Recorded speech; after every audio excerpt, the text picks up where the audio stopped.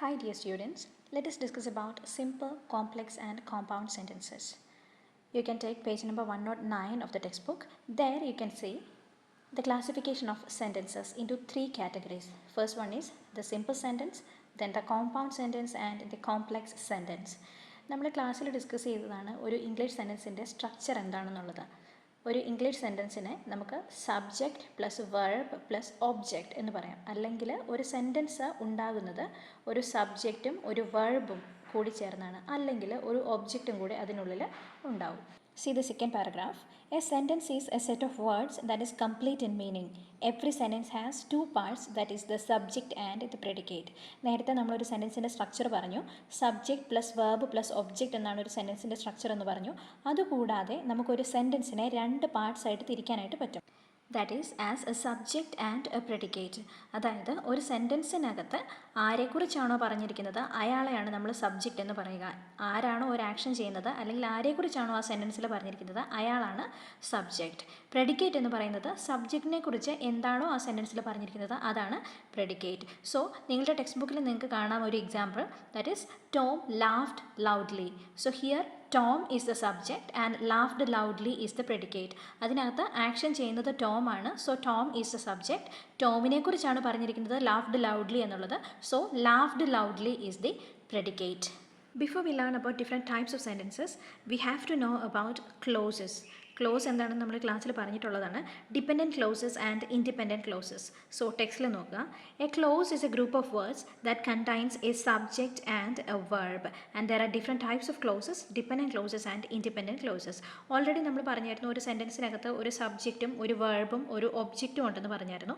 അതുപോലെ തന്നെ ഒരു ക്ലോസിനകത്തും ഒരു സബ്ജക്റ്റും ഒരു വെർബും ഉണ്ടായിരിക്കും. സബ്ജക്റ്റും വെർബും ഉണ്ടെന്ന് പറഞ്ഞ് എല്ലാ ക്ലോസസും ഒരു സെൻറ്റൻസ് പോലെ നിൽക്കില്ല.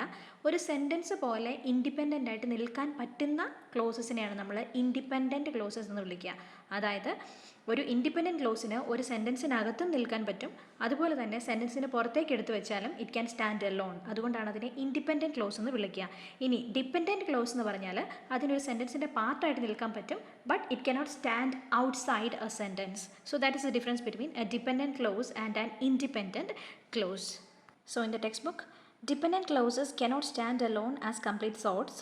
Such clauses cannot form complete sentences by themselves. അത് ഓൾറെഡി നമ്മൾ പറഞ്ഞു. ഡിപ്പെൻഡൻറ്റ് ക്ലോസസിന് തനിയെ നിൽക്കാൻ കഴിയില്ല. കാരണം അത് ഒരു സെൻറ്റൻസിനെ ഡിപ്പെൻഡ് ചെയ്താണ് ഇരിക്കുക. ഒരു സെൻറ്റൻസിൻ്റെ ഉള്ളിൽ അതിന് നിൽക്കാൻ പറ്റും, അറ്റ് ദ സെയിം ടൈം അതിന് പുറത്തിറങ്ങിയാൽ തനിയെ നിൽക്കാൻ കഴിയില്ല.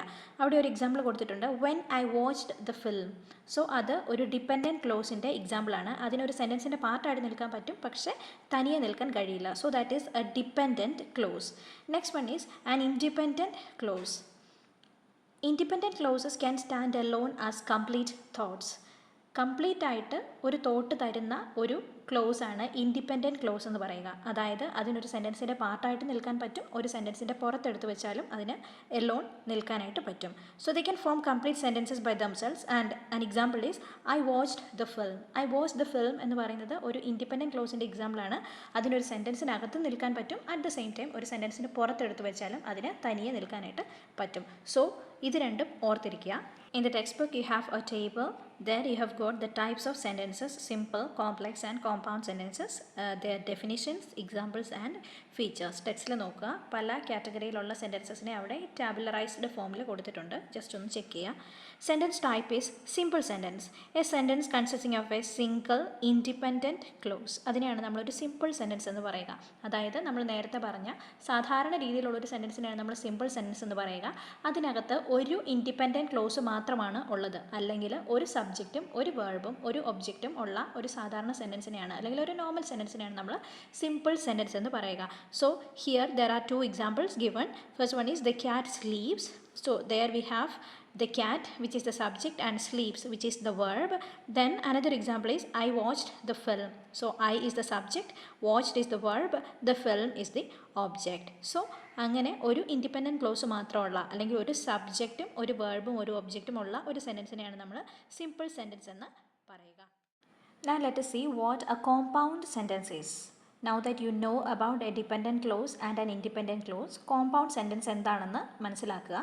A sentence made up of two or more independent clauses joined by coordinating conjunctions. like for, and, nor, but, or, yet and so. So this is the definition of a compound sentence. അതായത് ഒരു compound സെൻറ്റൻസിനകത്ത് independent clauses ആണ് ഉണ്ടാവുക. ഒന്നെങ്കിൽ 2 independent close ആയിരിക്കും, അല്ലെങ്കിൽ 2-ൽ കൂടുതൽ independent closes ഉണ്ടാവും.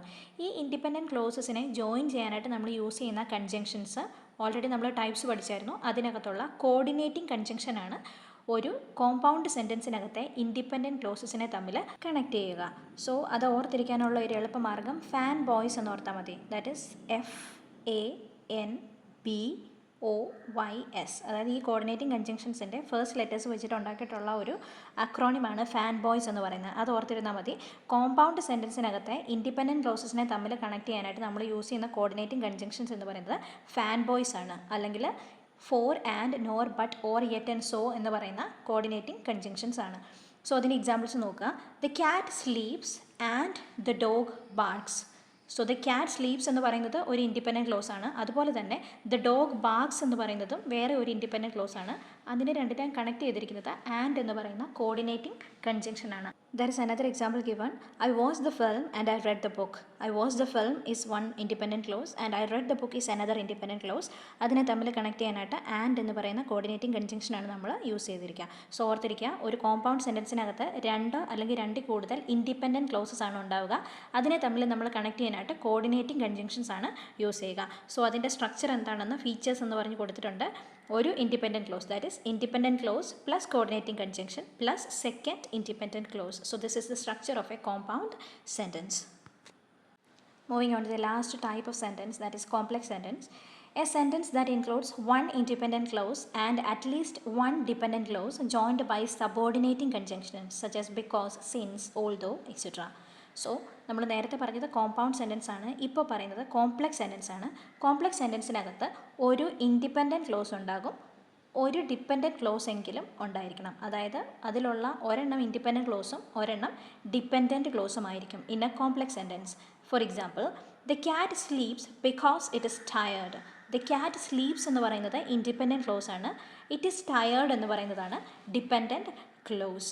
So because എന്ന് പറയുന്ന സബോർഡിനേറ്റിംഗ് കൺജങ്ഷൻ വെച്ചിട്ടാണ് നമ്മൾ ഈ ഒരു കോംപ്ലക്സ് സെൻറ്റൻസിനകത്തെ ഇൻഡിപെൻഡൻറ്റ് ക്ലോസിനെയും ഡിപ്പെൻഡൻറ്റ് ക്ലോസിനെയും തമ്മിൽ കണക്ട് ചെയ്യുക. So let us check the structure of a complex sentence. That is an independent clause plus subordinating conjunction plus dependent clause. So ഇതാണ് ഒരു കോംപ്ലക്സ് സെൻറ്റൻസിൻ്റെ സ്ട്രക്ചർ. സോ ഒന്നുകൂടെ നമുക്ക് പറയാം.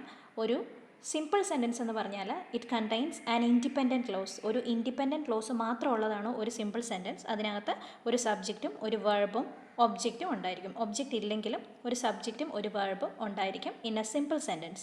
ഇനി ഒരു കോമ്പൗണ്ട് സെൻറ്റൻസ് ആണെങ്കിൽ there will be independent clauses, that is 2 or more independent clauses ആണ് ഒരു കോമ്പൗണ്ട് സെൻറ്റൻസിൽ ഉണ്ടാകുക. അതിനെ തമ്മിൽ കണക്ട് ചെയ്യാനായിട്ട് നമ്മൾ യൂസ് ചെയ്യുന്നത് കോർഡിനേറ്റിംഗ് കൺജങ്ഷൻസ് ആണ്, അതായത് fan boys. And about the complex sentence, a complex sentence will have an independent clause and one or more dependent clauses. ഒരു ഇൻഡിപെൻഡൻറ്റ് ക്ലോസ് ഉണ്ടായിരിക്കും, അതുപോലെ ഡിപ്പെൻഡൻറ്റ് ക്ലോസസും ഉണ്ടായിരിക്കും ഒരു കോംപ്ലക്സ് സെൻറ്റൻസിൽ. അതിനെ തമ്മിൽ കണക്ട് ചെയ്യാനായിട്ട് നമ്മൾ യൂസ് ചെയ്യുന്നത് സബോർഡിനേറ്റിംഗ് കൺജങ്ഷൻസ് ആണ്. ബിക്കോസ്, സിൻസ്, ഓൾദോ എന്നൊക്കെ പറയുന്ന സബോർഡിനേറ്റിംഗ് കൺജങ്ഷൻസ് ആണ് നമ്മൾ കോംപ്ലക്സ് സെൻറ്റൻസിലെ ഡിപ്പെൻഡൻറ്റ് ഇൻഡിപെൻഡൻറ്റ് ക്ലോസസിനെ തമ്മിൽ കണക്ട് ചെയ്യാനായിട്ട് യൂസ് ചെയ്യുക. So this is about the different types of sentences. Thank you and all the very best for the exams.